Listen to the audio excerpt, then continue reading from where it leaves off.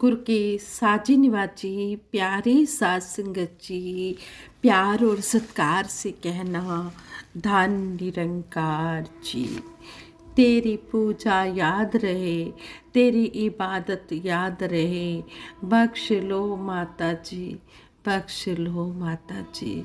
हर पल हम सतगुरु माता जी निरंकारी राजपिता जी का शुक्राना करते हैं, जिनकी अपार कृपा से हमारा ये जीवन का सफ़र तय हो रहा है। सतगुरु माता जी और राजपिता जी का शुक्राना करते हुए दासी ये विश्वास भरे विचार रखने जा रही है। आज के विचारों का टॉपिक है विश्वास एक शक्ति है। ऐसे ही दासी विश्वास भरी एक स्टोरी आप जी के चरणों में शेयर कर रही है। साथ संगत माँ परवान करे, अगर कोई गलती हो जाए तो दासी को क्षमा करें। कहते हैं शहर में बहुत दूर किसी गांव में एक संत रहते थे, जो हर समय प्रभु भक्ति में लीन रहते थे।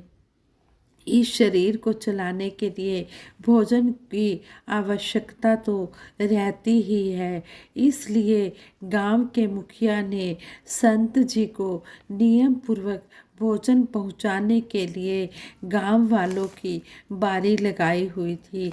सभी गांव वाले मुखिया जी का बहुत आदर सम्मान करते थे और जो भी बात मुखिया जी कहते गांव वाले खुशी खुशी उस बात को मान लेते थे।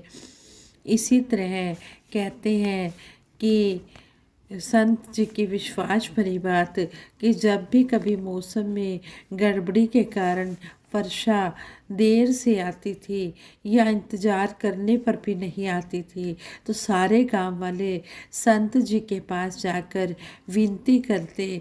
वह भी सबकी विनती स्वीकार कर लेते और प्रभु भक्ति में लीन होकर कुछ देर बाद नाचते हुए भजन गाने लगते, तो अचानक से वर्षा होने लगती। वह संत इस बात के लिए भी बहुत फेमस हो गए थे। एक बार शहर से 4-5 युवक उस गांव में घूमने आए। जब उन्हें यह बात मालूम हुई तो उन्हें विश्वास ही नहीं हुआ। शहरी पढ़ाई, घमंड में चूर और संस्कारों की कमी में उन्होंने चुनौती दे दी कि अगर उस संत के नाचने से वर्षा होती है तो हमें भी बहुत अच्छा नाचना आता है, हम भी नाचेंगे और वर्षा होगी। फिर क्या था, अगले दिन सुबह सुबह ही गांव वाले उन लड़कों को लेकर संत महात्मा की कुटिया में जा पहुँचे। जब संत जी ने यह बात सुनी तो वह बोले, अच्छी बात है, लगन के किए गए काम में सफलता अवश्य मिलती है। इस प्रभु को खुश करना है। अगर यह बच्चे कर सकते हैं तो बहुत अच्छी बात है। उन लड़कों में से एक लड़के ने नाचना शुरू किया। आधा घंटा नाचता रहा। उसका डांस देखकर गांव वाले भी हंस रहे थे। करीब आधे घंटे में ही वो थक गया और वह थक कर बैठ गया। दूसरे लड़के ने नाचना शुरू किया, पर बादल नहीं दिखे। इसी तरह सभी लड़कों ने किया और दूर दूर तक बारिश के कोई भी आने के आसार नहीं बने। अब संत महात्मा की बारी थी। उन्होंने पहले चौकड़ी लगाकर पूजा की, इबादत की, इस निरंकार को याद किया, फिर नाचना शुरू किया। 1 घंटा बीता, बारिश नहीं हुई, पर वह संत जी नाचते रहे। 2 घंटे बीत गए, संत जी भजन भी बोलते रहे और नाचते रहे। धीरे धीरे शाम ढलने लगी, तभी बादलों की गड़गड़ाहट सुनाई दी और बहुत तेज वर्षा होने लगी। वह युवक हैरान रह गए। उन्होंने संत जी से माफ़ी मांगी और पूछा, बाबा ऐसा क्यों हुआ कि हमारे नाचने से वर्षा नहीं हुई और आपके नाचने से वर्षा हो गई है। संत जी बोले, जब मैं नाचता हूँ तो दो बातों का ध्यान रखता हूँ। पहली बात, अगर मैं नाचूंगा बारिश को होना ही पड़ेगा, और दूसरी बात, मैं तब तक नाचता रहूँगा जब तक बारिश ना हो जाए। सफलता पाने वालों में भी यही गुण विद्यमान होता है। वे जो भी काम करती हैं उसमें सफल होने का उन्हें पूरा विश्वास होता है, और वे तब तक उस काम को करते रहते हैं जब तक वह काम सफल नहीं हो जाता। इस स्टोरी से हमें यही लेसन सीखने को मिला है। कोशिश हो तो कोशिश होती है, और कोशिश ही हमें सफलता की तरफ ले जाती है। विश्वास जीवन की शक्ति है, और विश्वास की कमी होना अज्ञानता है। संपूर्ण हरदेव वाणी में सतगुरु बाबा हरदेव सिंह जी महाराज फरमाते हैं, विश्वास की ज्योति जगी हुई है जिस वन में, इसमें कुछ संदेह नहीं, ज्ञान ठहरता उस मन में।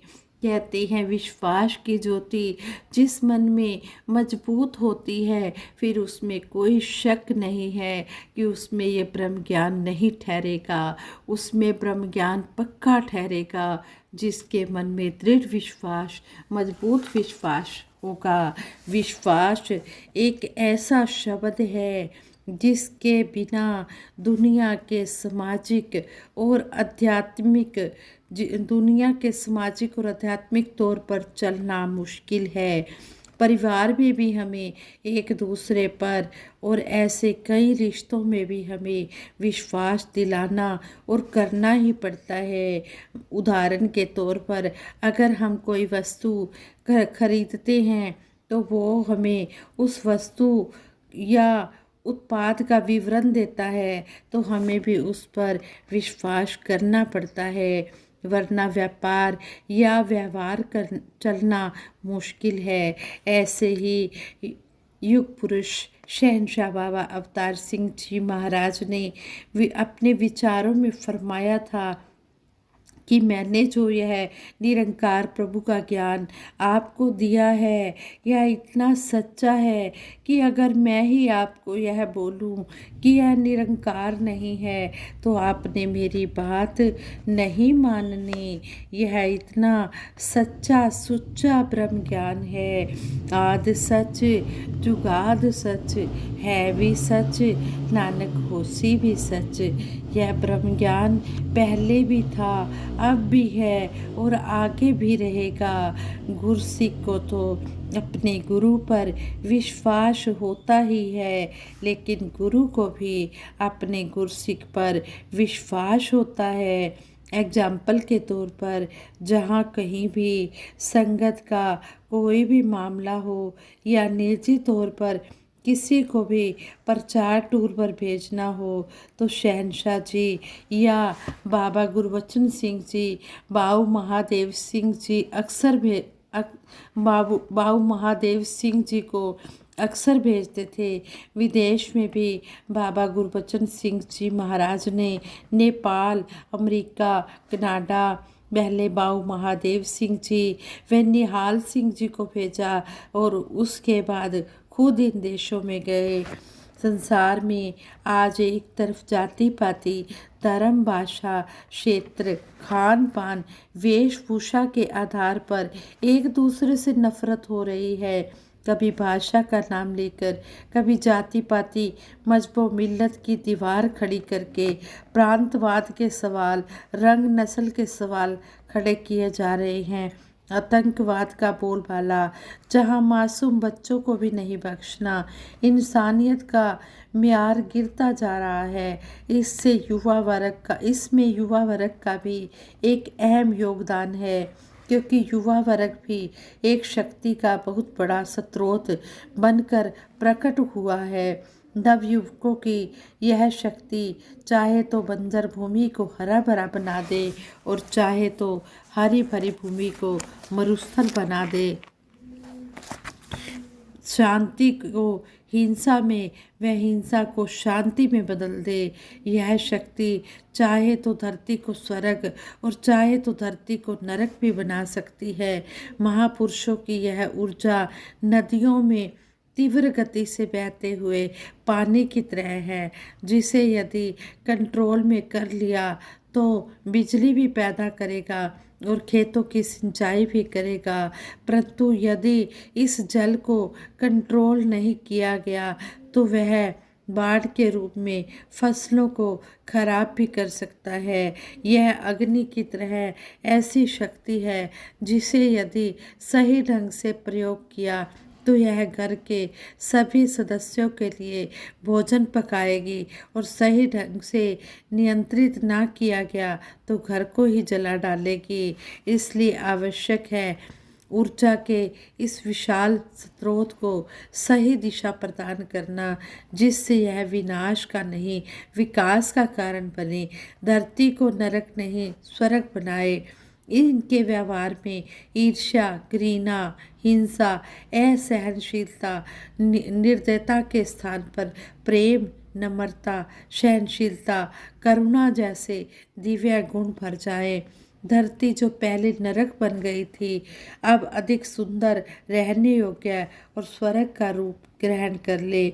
इसके लिए इन्हें सही दिशा की जरूरत है, और यह दिशा समय के सद्गुरु द्वारा ही प्राप्त होती है, जो मानव को मानव बनने की ऐसी शिक्षा देती है जिससे मानवता के रास्ते पर चलकर व्यक्ति चरित्रवान बनकर सुंदर समाज की स्थापना कर सके। कहते हैं कि सभी आप सतगुरु समझाते हैं कि इंसान इंसान बनकर जिए, सभी आपस में प्यार से रहे, सभी इंसानियत को अपनाए। परंतु यह तब तक संभव नहीं जब तक ऐसा चाहने वालों की इस बात पर सहमति नहीं बनती कि हम सबका परम पिता परमात्मा एक ही है, और इसकी जानकारी होने पर ही इंसान इसके नाम से ऊपर उठकर प्रभु परमात्मा अर्थात निरंकार से अपना कांटेक्ट स्थापित कर सकता है। आज के युग में इस निरंकार प्रभु के ब्रह्म ज्ञान की अनुभूति हमें सतगुरु माता सुदीक्षा जी महाराज करवा रहे हैं। हम बहुत भाग्यशाली हैं कि हमें सतगुरु का दर मिला है, जो हमें ब्रह्म ज्ञान का बोध कराकर हमारा जीवन सफल बना रहे हैं। हम इस ईश्वर प्रभु निरंकार पर पूर्ण विश्वास रखते हुए समर्पित भाव से जीवन का आनंद लेते जाएं, और मानवता को भी इस परम आनंद की प्राप्ति के प्रति प्रेरित करते जाएं, और आज इसी बात की सबसे अधिक ज़रूरत है। तो इस तरह हमने जो ये विश्वास भरे शब्द सुने हैं, हमने इनको अपने जीवन में अमली जामा पहनाते हुए सतगुरु निरंकार पर विश्वास करते हुए अपना जीवन चलाना है। चाहे संसारिक काम हो या आध्यात्मिक शिक्षा हो, ये सभी काम विश्वास पर ही पूर्ण उतरते हैं।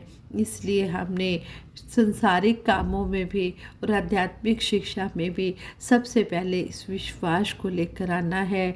विश्वास की ज्योति जगी हुई है जिस मन में, इसमें कुछ संदेह नहीं। ज्ञान ठहरता उस मन में, उस मन में ज्ञान अवश्य ठहरेगा जिस मन में ये विश्वास की ज्योति जगी हुई है। दासी से विचार करते हुए बहुत सी गलतियाँ हुई होंगी, उन गलतियों के लिए आप जी क्षमा करें।